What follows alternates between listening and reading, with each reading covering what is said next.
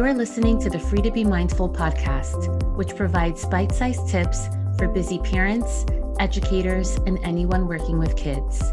These real talk conversations focus on mindful living, mental health, and personal growth, helping all to learn, grow, and inspire with mindfulness in mind. I'm your host, Vanessa de Jesus Guzman, educator, licensed professional counselor, entrepreneur, and mom.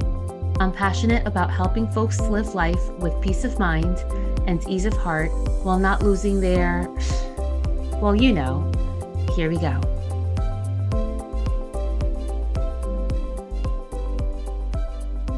Hello and welcome to episode 116 of the Free to Be Mindful podcast. I hope that you're feeling good, looking good, and doing better in this world than you were yesterday.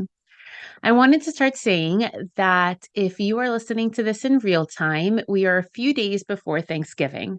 However, if you're listening to this episode after the fact, it's still relevant to everyone's life. I promise. So be sure you listen through the entire episode, which of course is under 20 minutes.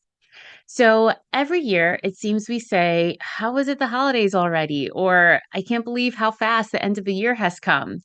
Yet here we are again, the end of the year in full effect.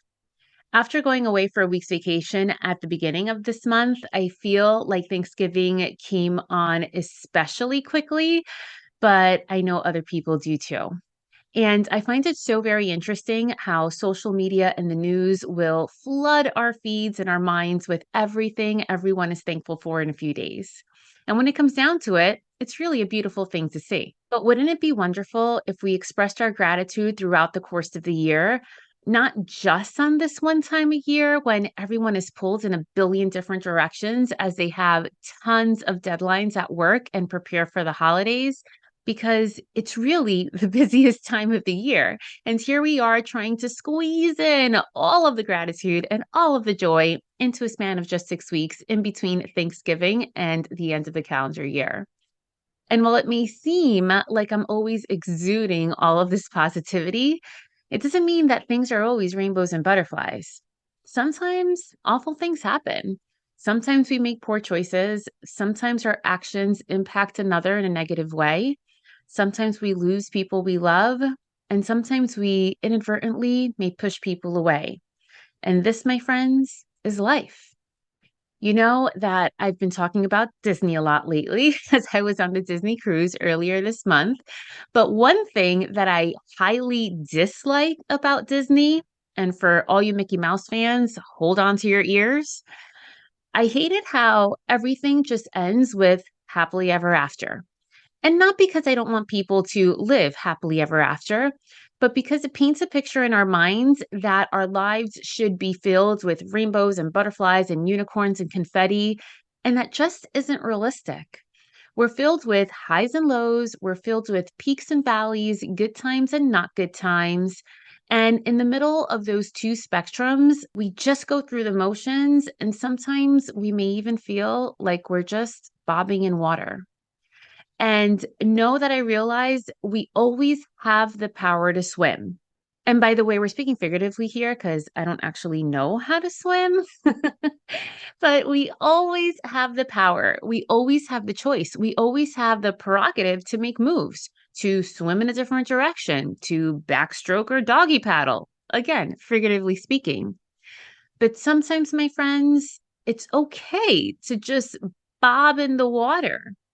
And it doesn't mean that we're being mindless and just letting the wind blow us in whichever direction it chooses, but it means that we're allowed to give ourselves breaks when we're tired. It means that not every moment of our lives needs to be some kind of Broadway production or Disney fairy tale. Sometimes we're simply just taking a break, seeing what resonates with us, or just figuring things out. And that's okay. And just in case you were wondering, I do love Mickey and Disney. And I invite you to listen in to episodes 112 and 114 for all things Disney. But I think you get what I'm saying. With time, age, and wisdom, I've learned to be realistic, to let someone else's versions of fairy tales and happily ever after go, and instead to create my own types of endings. And sometimes my versions aren't neatly prepared with a bow, but they're real and they're me. When we learn to let go of others' expectations of our own realities, we learn to create the outcomes we want for ourselves. And with time, we accept that those are just as good too.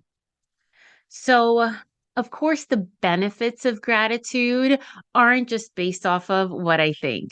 It's actually based in science. I came across one study in particular that found when people felt more grateful, their brain activity was very different from the brain activity related to guilt and the desire to help a cause. And that kind of suggests that people who are more grateful are also more attentive to how they express gratitude. And they found that gratitude caused synchronized activation in multiple brain regions, and it lights up the parts of the brain's reward pathways and the hypothalamus, which means that gratitude boosts neurotransmitter serotonins and activate brain stems to produce dopamine. And dopamine, by the way, is our brain's pleasure chemical. So the more we think positive and grateful thoughts, the happier that we actually feel. And that's why I always say that we can train our brains because of the neuroplasticity, which means the flexibility of our brains. So positive thinking can actually become a way of life. If you practice it more, you really do feel it more. And according to a Psychology Today article, having a gratitude practice also helps with opening the door to more positive relationships. Again, all of these things are based in science. It improves physical health. One study showed that grateful people are more likely to take care of their own health. It improves greater physiological health because they found a link between gratitude and well being, and it's likely to increase happiness and reduce depression. It enhances empathy and reduces aggression. In another study, they found participants who ranked higher on gratitude scales were less likely to retaliate against others, even when given negative feedback. It helps people sleep better, especially if they practice gratitude right before bed. We'll get back to that in a little bit.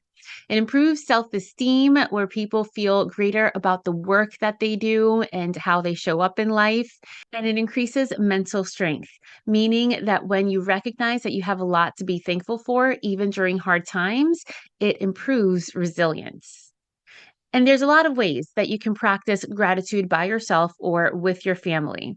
And if you're listening to me long enough, you know that one of my favorite ways to practice for myself and with my son is to think of 3 to 5 things that I'm grateful for from that day before going to bed.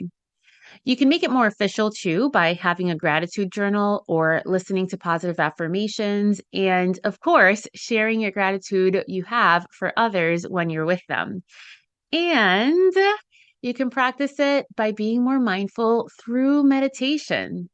And my friends, that's exactly what I offer at the end of each podcast episode, which, by the way, even my husband, who admits that he listens to my episodes at twice the speed, he thinks that each guided meditation at the end of each episode is the same. And please know that they're not. They may start off with the same sentence, but they're very specific to the topic that's being discussed for that week.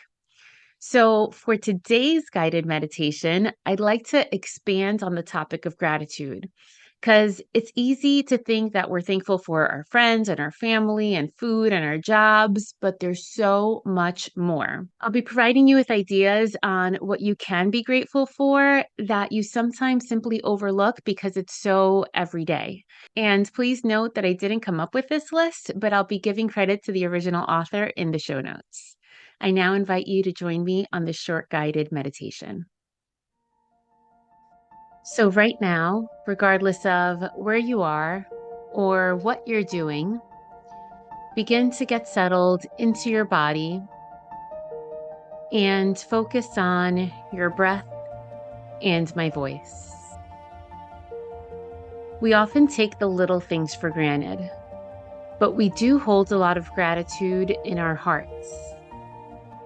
As you listen to this list, try to let go of any judgment of yourself where perhaps you haven't shown gratitude, and simply just acknowledge all of the wonderful things that we have in our lives, in our hearts, and in our memories. Here are 100 things you could be thankful for in your life each and every day.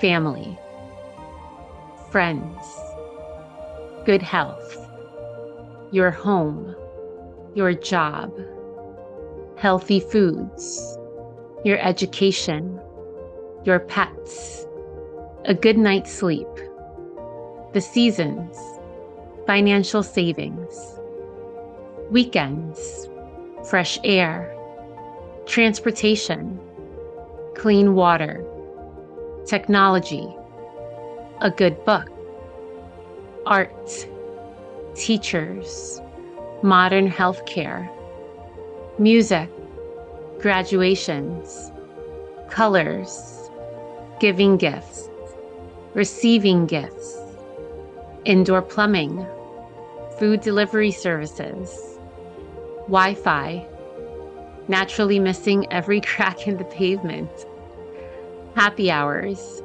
Netflix, waking up seconds before your alarm, fuzzy socks, deodorant, the ability to Google any question, toilet paper, duct tape, good hair days, your celebrity crush, the 5-second rule, Hulu, fortune cookies with perfectly timed fortunes, dog or cat videos, clothes fresh out of the dryer, inside jokes, GPS, autosave, spell check, chapstick, getting everyone to smile in the family photo at the same time, holidays with family or friends, a good meal, a comfy couch or chair, thank you notes, your favorite Thanksgiving side dish, freedom of religion, working with your hands, unconditional love, uncontrollable laughter, teachers who don't give homework on Thanksgiving break, cake, road trips, hot showers, the smell of freshly baked cookies, learning from unique cultures or traditions, good neighbors, seeing old friends, old photographs, grandparents, sit-down dinners, a nice cup of hot chocolate, fun family traditions, mutual respect, finally getting to wear your favorite sweater, not being the turkey, literacy, time, successfully making a new recipe, campfires, pain and the lessons learned from it, rainbows, diversity, challenges, choices, rain boots and puddles to jump in, forgiveness, driving and getting nothing but green lights, comfortable shoes, checking something off your to-do list, positive feedback, nap time, random bursts of inspiration, the scale of the universe, heartfelt apologies, long late night conversations, farmers markets, blowing bubbles, fresh warm sheets on your bed, seeing something form a new angle, your favorite memories, and so much more. As always, it is my pleasure to spend time with you, hopefully provide you with the new angle as to how to look at things, and definitely for providing you with some time and space to learn something new and time and space to take for yourself. Happy Thanksgiving and have a great week.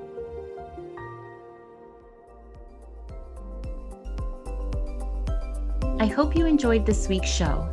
It would mean a ton if you took this moment to review the Free to Be Mindful podcast on the platform you catch your favorite shows. That quick and easy act lets me know what you enjoy, and it helps others find the podcast too. And of course, don't forget to subscribe so you can listen along next week. In the meantime, I welcome you to catch me on social media at Counselor V de Jesus. And as always, remember, in a world where you are free to be anything that you want to be, You are always free to be mindful.